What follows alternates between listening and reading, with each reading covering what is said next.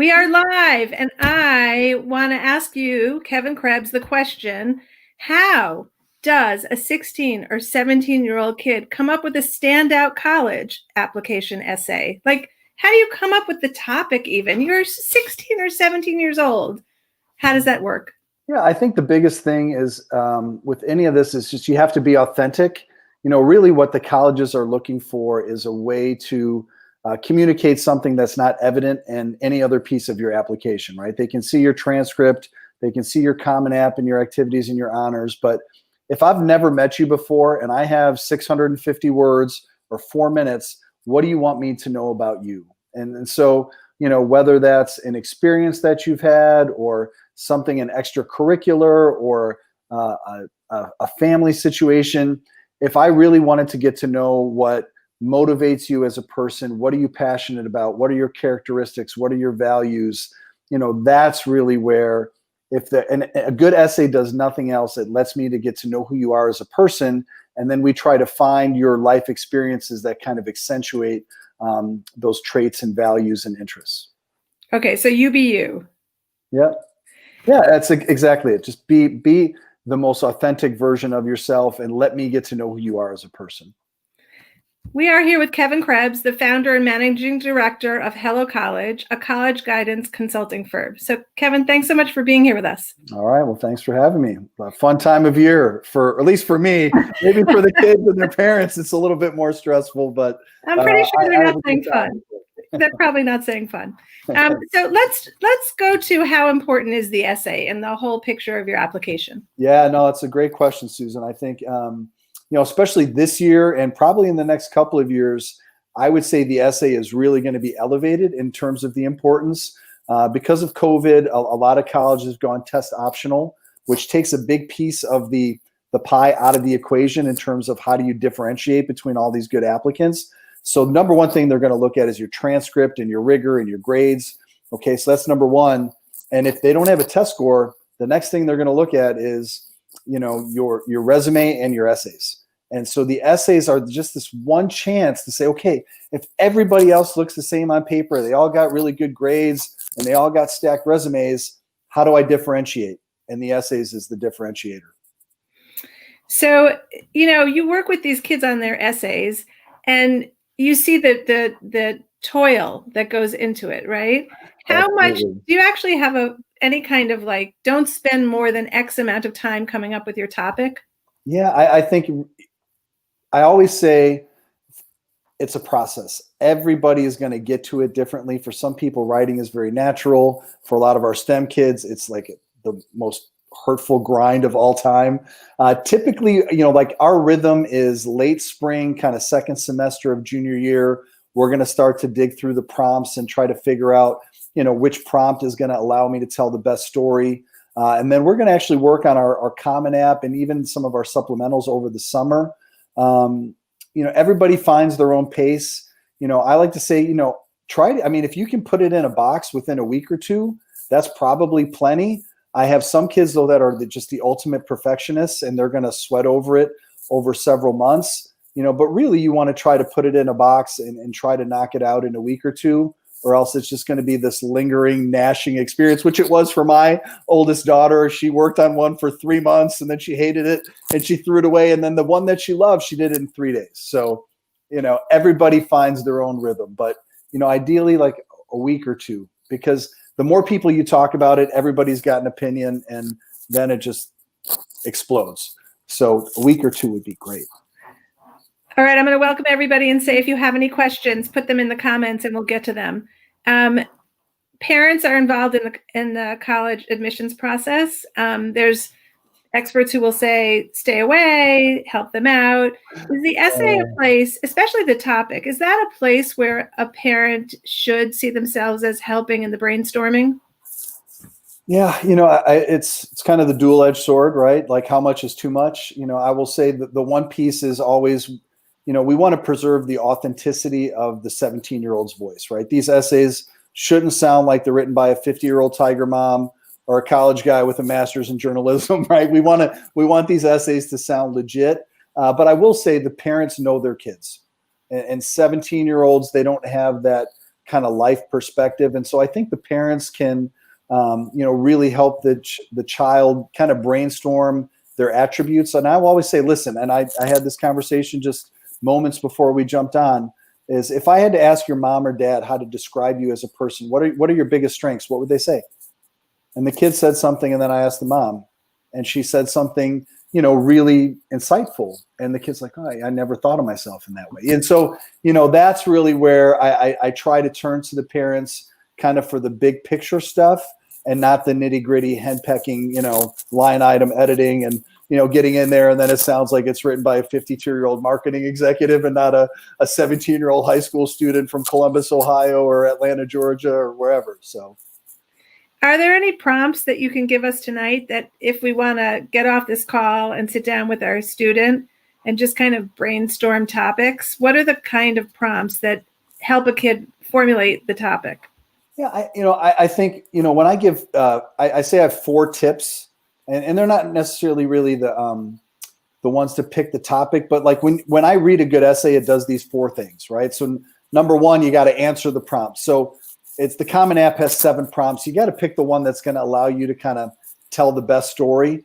The second piece is showcasing your strengths. Like when I read that essay, what do I know about that kid as a person? What are their values, their interests? What's their DNA? How do, I want to get to know them. Number 3 is tell a compelling story. I'm a big fan of the admissions team at Georgia Tech, and they write a great college admissions blog. And I've listened to Rick Scott on a bunch of podcasts, and he said, really only about 1 in 20 essays is compelling. And he said, just kids take too long to get to the point. And when you have a limited amount of words, you can't build it up for 4 paragraphs. They don't have time. Okay. They read 80 essays a day. They're not going to, get me up front, give me a good lead, give me a good conclusion, and give me 3 good paragraphs in the middle that are going to grab me. So tell a compelling story. And then the 4th piece is just that authenticity piece. Just, I want these things to sound like they're written by a 17-year-old boy or girl, not a parent. And then I've got some tips to avoid, right? So those are the 4 checklists, right? Answer the prompt, tell a compelling story, showcase your strengths, be authentic. Topics to avoid, okay? Athletes writing about sports, okay? Won the big game, I blew out my knee, and it was the worst thing that ever happened. I've read that every year 100 times, especially at the more selective schools. Even like I love band, whatever it is, like just get out. I've seen it 1,000 times. Second piece is I call it the trip of privilege. If you did a service trip to Peru or whatever, and you built a school for homeless children. I mean, like if it was an authentic church thing that you belong to since you were 4 years old, great. But if your mom spent 10 grand to send you to a 3rd world country to, spend 12 weeks over the summer, it just doesn't resonate as meaningfully as you would want. And then another dicey topic is mental health issues. And there's kids with depression and anxiety and OCD and all this. But from a college's perspective, it's just such a dicey proposition that it's risky. And when I can pick perhaps something better, I don't want to talk about sports. I don't want to talk about some paid service trip, and I don't want to talk about any mental health issues, because those are 3 that 9 times out of 10 just don't turn out as well as you might have hoped. So it sounds to me like we have to get away from what's the most impactful thing that you've experienced as a kid and move into a different headspace. Because for most of our kids, those are going to be the pivotal moments of their experience. And I think kids overthink, in all honesty. You don't have to, come up with a cure for COVID or, build 10 apps in the App Store or put a man on Mars. It's really about kind of, they want to see how you handle life experiences and how you react to those, how you reflect on those, and then show personal growth. If, something challenging happened, okay, it was probably maybe a traumatic experience or a shocking experience, but how did you absorb it? How did you reflect on it? How did you react to it? And then how did that change you as you're preparing to head off into college? And that's really what they want to see. They want to see a very personal experience, a moment of reflection, a moment of growth, and then how is that going to impact you as you kind of plan for this next stage in your life? And really what they want to see is is this student going to be a good fit for our university, our mission, our values, how we, play, our role in the curriculum. It's about fit. And that's really what a good essay does. It just kind of shows them that you're a good fit for what they're looking for in an applicant. So I'm wondering, in the things you said don't write about, first of all, COVID? And that's why the Common App came up with that little COVID section so that everybody writes about it. Now, if it's a little piece and, how you were a tutor and you worked with kids in person and then you had to adjust during COVID, and that's okay, but that's why that little section there is in the Common App, so they don't have to read, 20,000 COVID essays this year. And granted, our kids have done a good job. I haven't. It's a big part of their lives, obviously. But for the Common App essays, I haven't seen too much of that, thankfully.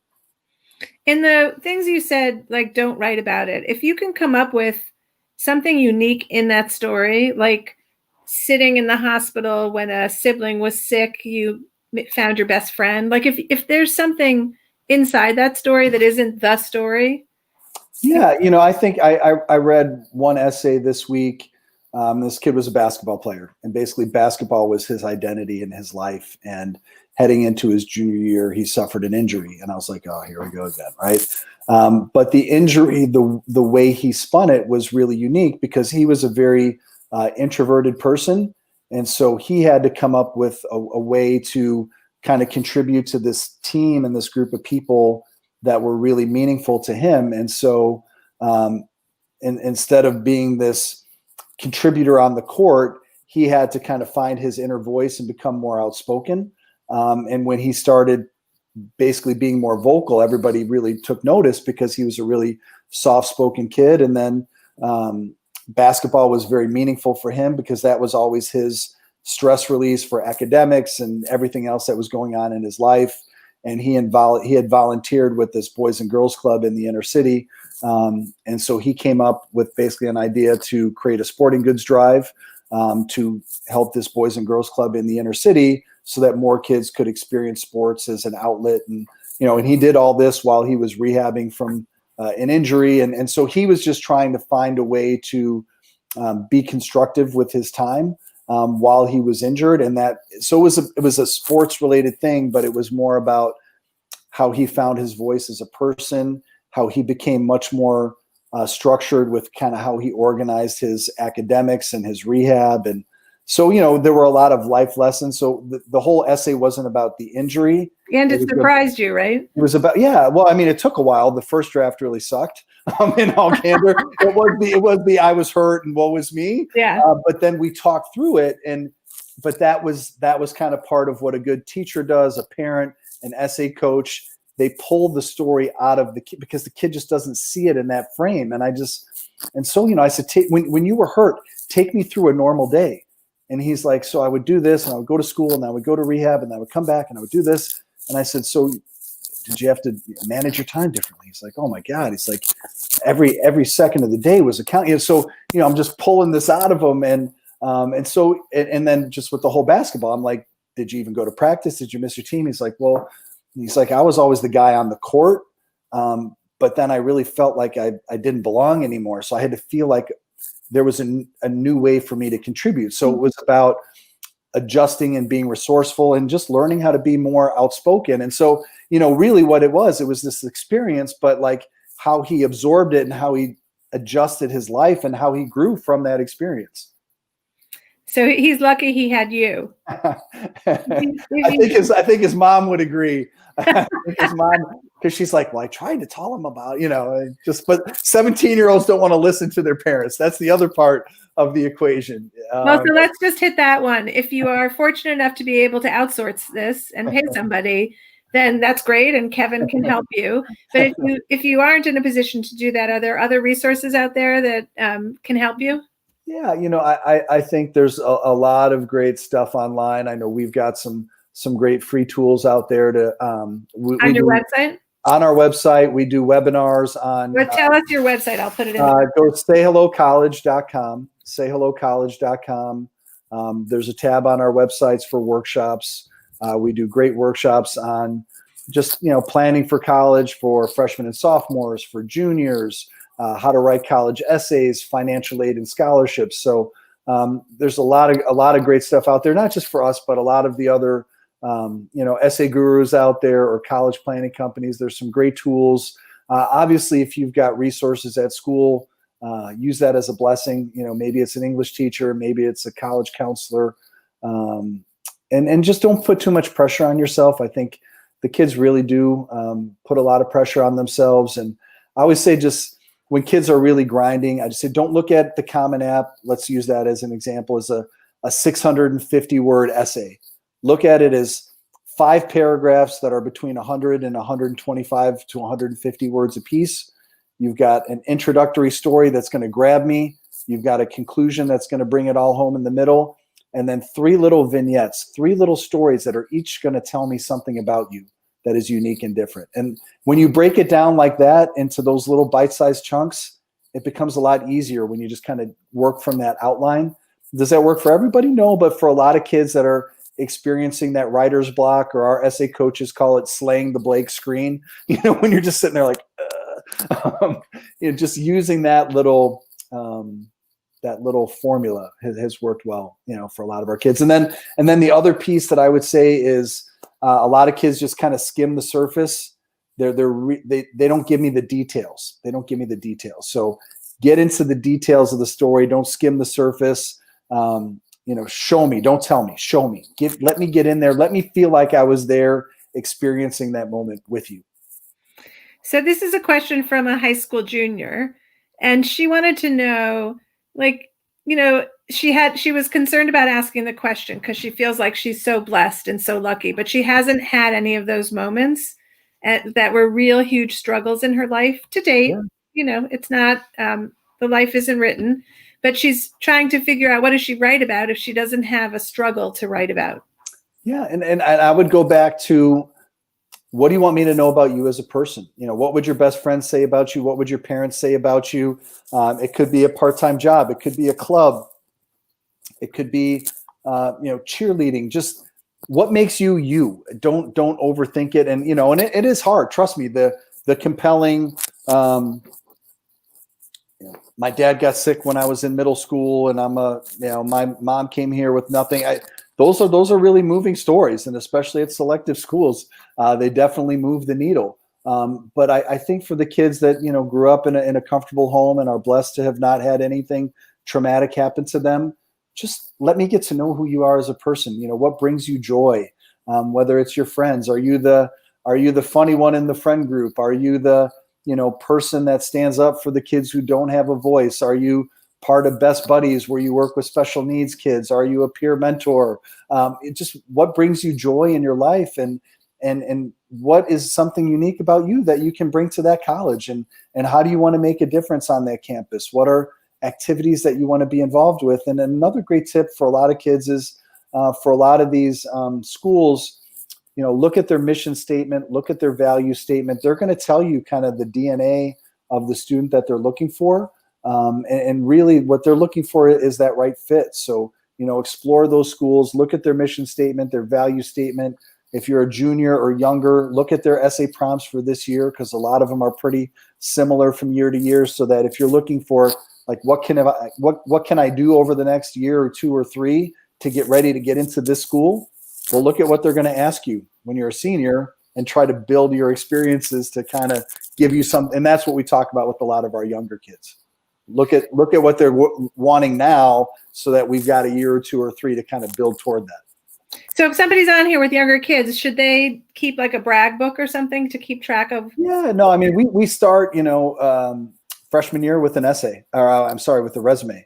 And it's really a lot of, and here's another, I think, thing that a lot of parents don't understand. They're telling, do this and do that and get involved and volunteer.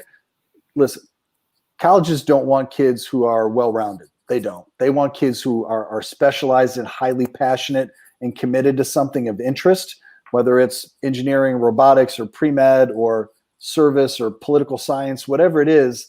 I would say fewer, deeper activities, and do it in a more meaningful and compelling way. Leadership and initiative more than 20 different activities, because then that will give you experiences that are going to help you write better essays a year or 2 down the road. Okay, so we're here with Kevin Krebs, and if you have a question for him, just put it in the comments and we'll get to it. What if you're not a great writer? Yeah, and a lot of kids aren't. And I think this is where, once again, don't look at it as what is it that you eat the elephant one bite at a time or something. You can't just chomp on the whole thing. And so, I really start with saying, your friends, your parents, give me the characteristics or traits that they would tell me that you possess. Let's start with that. Now, what are some activities that you're involved with? And so I really try to brainstorm it out of them first, and then work kind of within that little breakdown, right? That 5-paragraph breakdown. So let me see your interests, your passion, your values. What are some words that can be used to describe you? And now let's try to come up with some stories.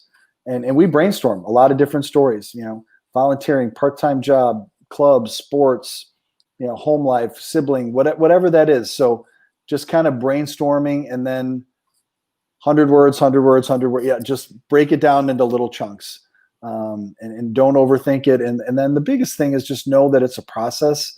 I think kids put a lot of pressure on themselves, and they want to get it right. It never happens that way. Even for professional writers, they're going to go through multiple drafts. There's going to be a lot of revisions. And they have editors. You need to find an editor for yourself. Yeah, right? and whether that's a parent or an English teacher or a counselor, there are a lot of just clean writing is really challenging at times, but just simple things, just, structurally sound, good grammar. You'd be amazed. Shorter sentences, just run-on sentences with just stream of consciousness.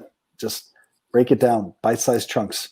It helps with the pacing of the story, and it just makes it flow a little bit better. I think a lot of essays just get really drawn out and long, especially those first couple paragraphs.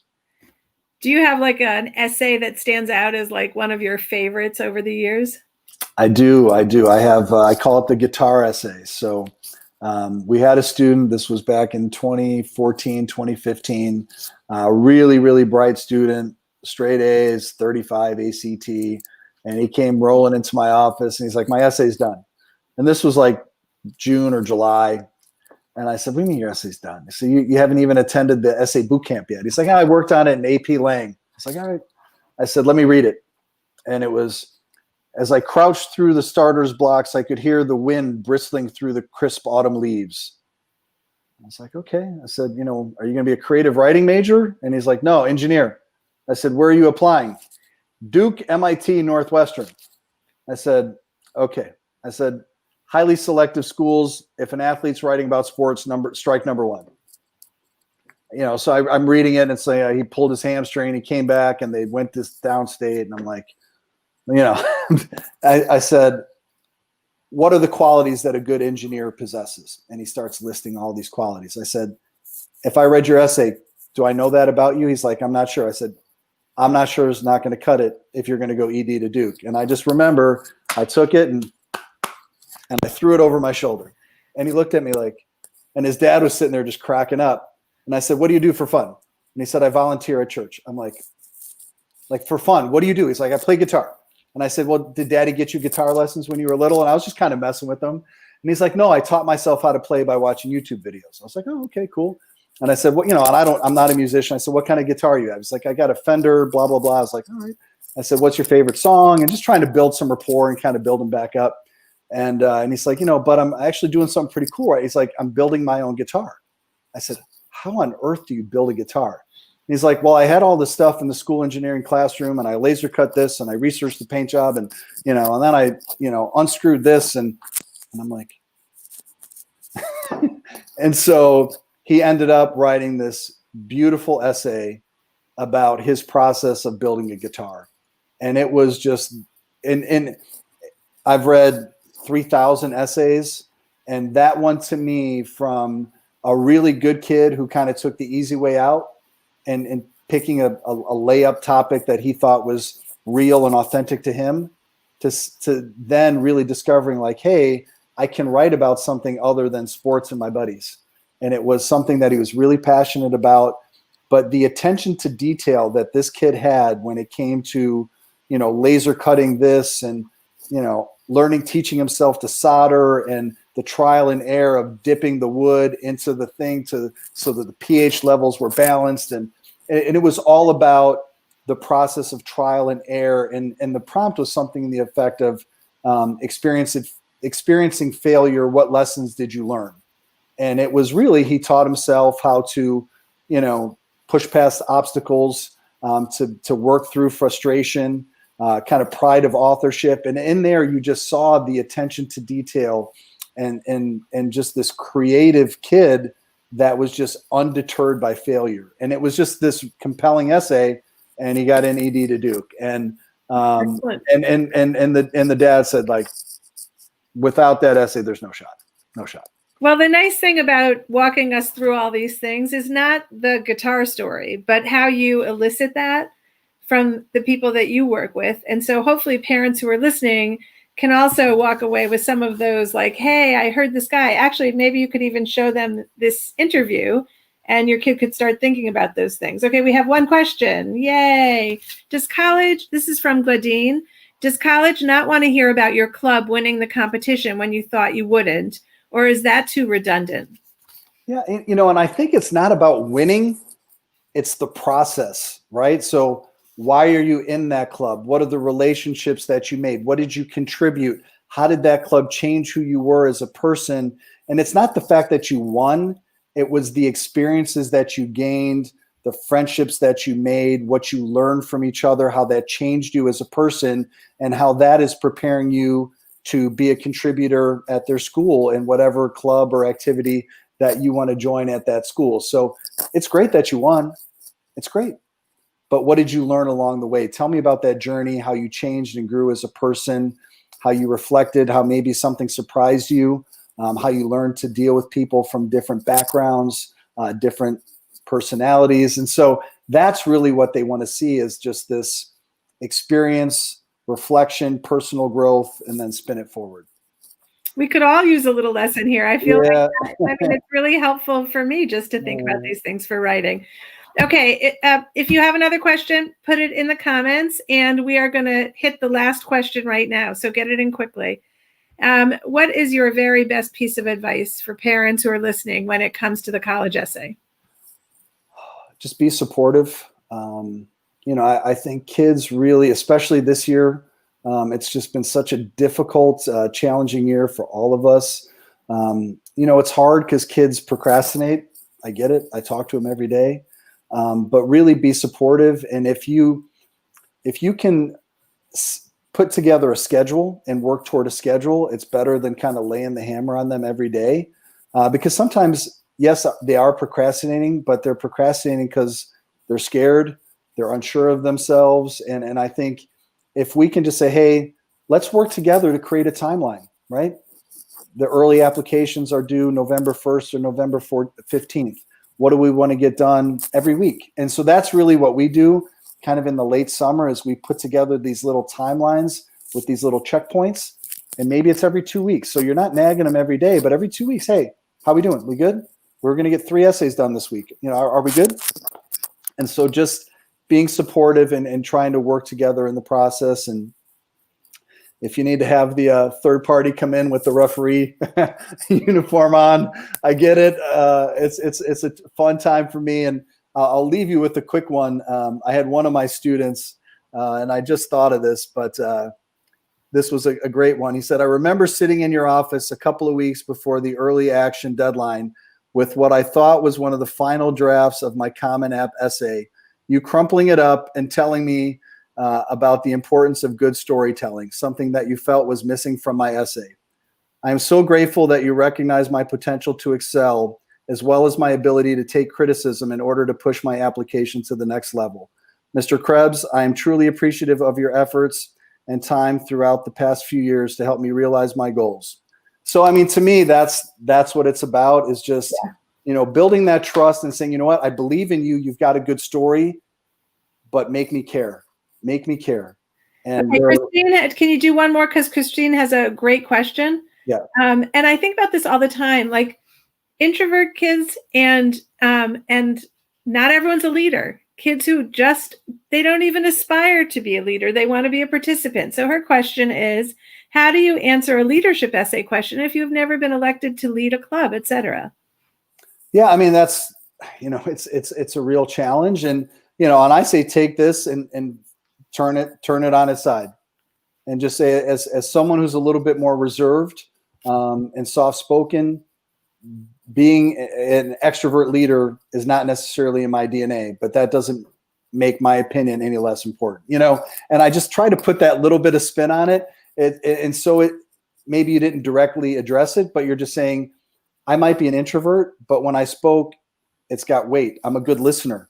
I absorb things. I'm a good observer, and I try to contribute in different ways. And that's how I lead. I lead by example, behind the scenes, being the listener that can maybe bring a unique perspective instead of being this outgoing extrovert that's always telling people what to do. And maybe I'm telling them how to do it. So there's always a little way you can spin something. I had one student who was answering the question about why this major, and he wasn't sure. And he's like, well, I'm not sure what I want to major in. And I said, you have diverse academic interests. It's just a nuance, but it just sounds so different when you can put that little bit of spin on it. And maybe I give credit to my friends at Northwestern Medill School of Journalism, kind of taught me how to turn a phrase. So thank you to all the wonderful professors in 1994, 95 at Medill at Northwestern for the ability. I mean, I actually, when you were talking about Christine's questions, I didn't think it was spin. I thought it was like, really, what do you bring into this story? Like, a school cannot want only leaders. That would be a disaster. So what do you bring?